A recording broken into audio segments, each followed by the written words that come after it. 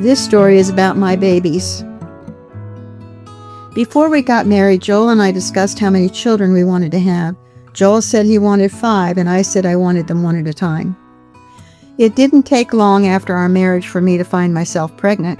Morning sickness was awful. Even eating crackers helped a little. But after a while, I must have gotten used to it because I don't remember being too ill until I saw spots in my eyes. One morning, I woke up in a pool of blood. We drove immediately to the doctor, who advised me to rest and assured me that everything would be all right.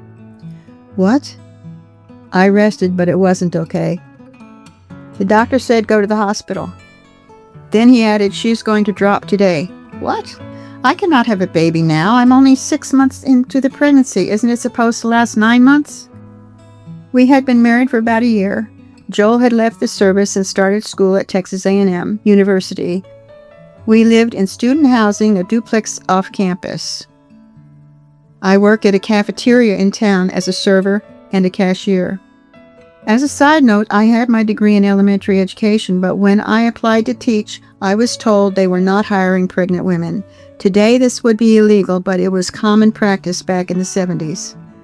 After several hours of intense labor, the nurse wheeled me into the delivery room. Joel stayed outside.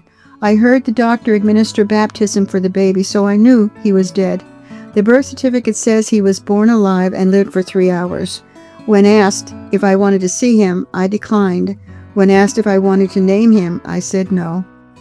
When I fell asleep after the birth, I remember hearing a baby's music box play, and I screamed. The nurse rushed in and whispered to someone, "She just lost her baby." I burst into tears before falling asleep. During my first spiritual dream, God healed my pain. I saw a ladder going into heaven. I knew it was heaven because I saw a light in the white cloud above the ladder. Every so often, a small angel perched on a rung, waiting. My Grandpa Green, who had died shortly before this time, stood at the foot of the ladder holding a blanket. He looked into the blanket and saw the face of my baby. He smiled and handed the blanket to the first angel on the first rung. I watched as the baby transferred from angel to angel up the ladder until he disappeared into the hot light above. I heard, "Don't worry, we'll take care of him." When I woke, I felt calm. During my follow-up appointment, the doctor stated that I might not be able to have more children, but he was wrong. I got pregnant almost immediately afterwards. I worked on campus as a secretary for a Sea Grant program. Joel was attending school on the GI Bill and working part-time as a designer for the highway system. He also received a stipend from the officer reserves and had money saved. My school loan waited. Our first purchase was a blender. Money was tight, but we got by. Morning sickness again, but this time I expected it, so I ate crackers and drank 7-Up. The carbonation helped. I don't recall becoming ill much during this pregnancy that lasted a full 9 months with no complications. On June 4th, 1971, I went into the hospital where the doctor delivered Keith. Joel accompanied me and acted as a coach. We had attended birthing classes beforehand. I wanted a natural birth, but the doctor decided to administer drugs instead. Luckily, because I was in a lot of pain, I didn't want to push. The nurse was the same as the one who had helped deliver the first baby that died. "Go ahead, Margaret. This baby is different. It will live." I looked down and saw a blue leg as the doctor held the baby. Then a loud cry. Everything was fine. A healthy, beautiful baby boy. But we found out differently during the next 6 weeks. I attended La Leche League classes to learn about breastfeeding, as breast milk is considered the best for babies. Besides, I wouldn't have to deal with sterilization, bottle washing, and making formula. Easy. We named him Keith Eugene. My mother visited for a week before we left for Fort Belvoir to see my husband's parents in West Virginia. We were there for a week. Keith was projectile vomiting and crying all the time. I wasn't sure if that was normal, so I asked Joel's mother, who advised me we should go to the hospital, but we didn't. I traveled home by plane while Joel returned by car after his week of training. From Bryan College Station, where we lived, we drove to Fort Polk, Louisiana, where Joel spent another 2 weeks in reserve training. We rented a trailer. Keith cried, I nursed, but his projectile vomiting continued. Then one day, he slept all the time and didn't wake up. I was glad, thinking nothing of it, but when he didn't wake for a long time, I changed his diaper and noticed the stuff was bright green. I panicked. We took him directly to the medical clinic on post. The doctor admitted him to the hospital where I left my pumped breast milk. I remember how bloated my breasts were. When Joel's training ended, we could take Keith from the hospital, but the doctor instructed us to arrive at the hospital as quickly as possible. The breast milk was the only thing that saved my baby's life. He had pyloric stenosis, which means the valve between his stomach and the tube didn't function, so he was not getting the nutrition he needed. He lost weight to a dangerous level.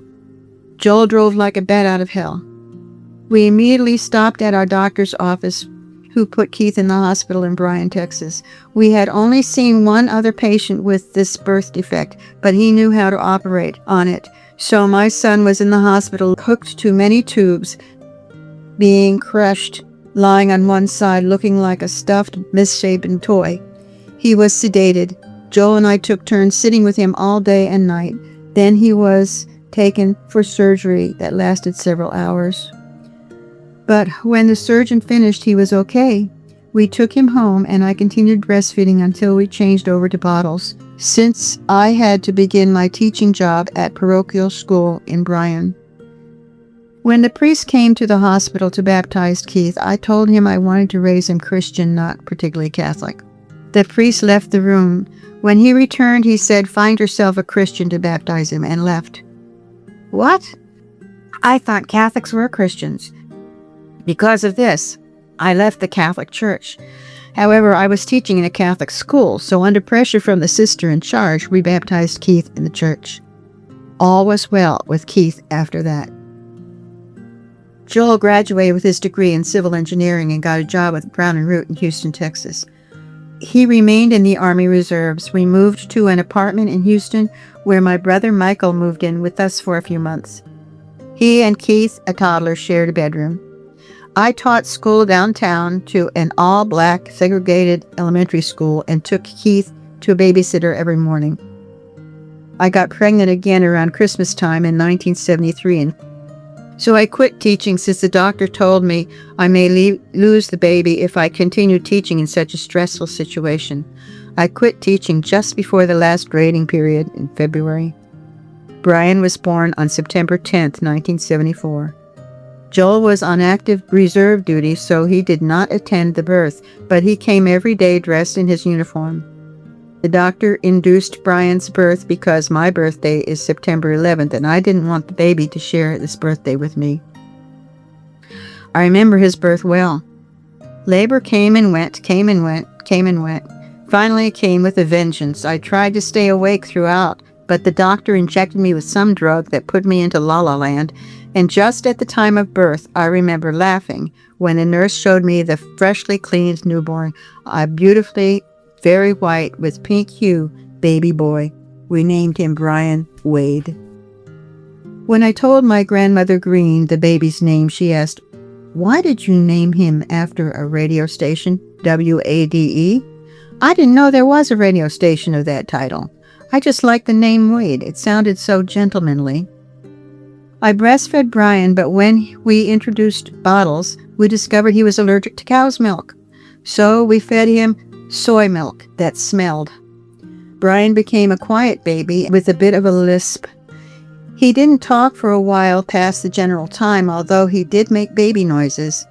He spent his time in the walker watching Keith dash from one side of the room to the other. Keith was a hyperactive child. Then I became pregnant again. This time we lived in New Mexico. Joel was transferred from Houston to a project in New Mexico developing a copper mining plant. We lived in a duplex with 3 bedrooms. Joel drove hours to and from work at the plant in the desert, while I substitute taught in the area, staying home with the children. Beth was born on December 20th, 1976. My parents came home for Christmas and to help with the children. By this time, I was happy to be sedated for the birth. Forget about natural birthing, but I insisted on breastfeeding. I breastfed Beth until she was over a year old, and she started climbing into my lap, unbuttoning my blouse to nurse, and she went directly to cow's milk in a sippy cup. Shortly after her birth in Deming, New Mexico, Joel continued working for Brown and Root. I wanted to teach, so every time we moved, I applied for and received teaching certificates for that area, which I used for substitute teaching.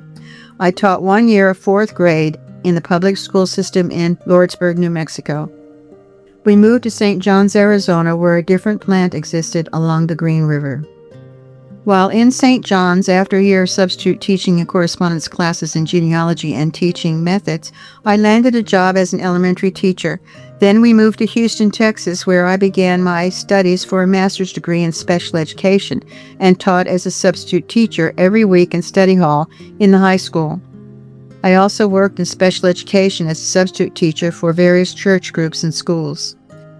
Because I had a tubal ligation after Beth's birth, pregnancy and childbirth were no longer options. This saddened me because after the children had grown a little, I wanted to have another baby.